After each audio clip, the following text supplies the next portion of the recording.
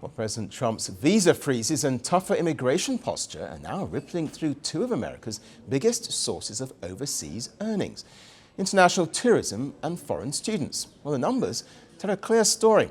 In 2025, the United States recorded a 6% drop in foreign visitors, even as global tourism surged. More than 1.5 billion tourists spent over $11 trillion on flights, hotels and cruises. While countries like France and Spain broke visitor records, the US fell behind. And policy perceptions matter. Concerns around US visa rules and immigration enforcement have turned tourists towards destinations seen as easier and more welcoming. And while American domestic tourism has helped cushion the blow, the international slowdown highlights how sensitive global mobility is to political signals. Well, that sensitivity is even sharper in higher education. Graduate international student enrollment in US colleges fell by almost 6% during the 2025 autumn admissions season.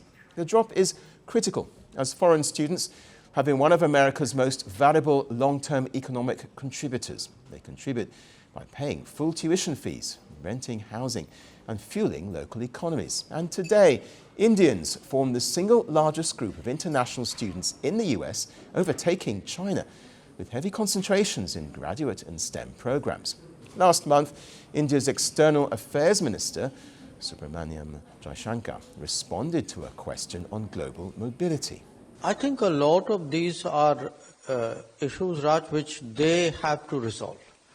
Because in many cases, the actual crisis has nothing to do with the mobility of the incoming workforce.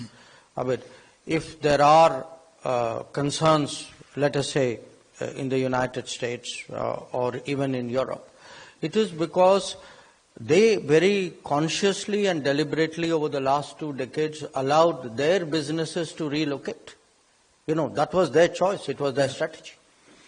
The part which concerns us is to convince them that mobility, the use of talent across boundaries, is to our mutual benefit.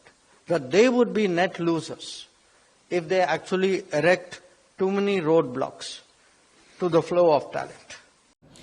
But visa uncertainty and post-study job concerns are beginning to reshape decisions, not just for students, but for lenders thousands of miles away. In India, the study abroad loan market is facing its steepest contraction in years. Loans fell by up to 50% in 2025, with the US corridor taking the biggest hit.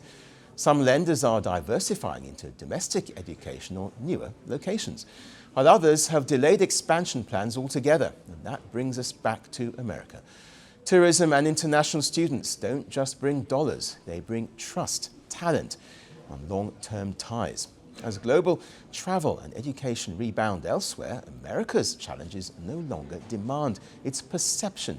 Because in a world with options, openness isn't just a value, it's an economic strategy. The world doesn't fit in boxes, so why should your news? From battlefields to negotiation tables, from internet outrage to real-world injustice. The conversations everyone is having and the ones they're avoiding. It's the same show, but this new year, Firstpost America gets a new look. I'm Cary Johnston, and this is Firstpost America.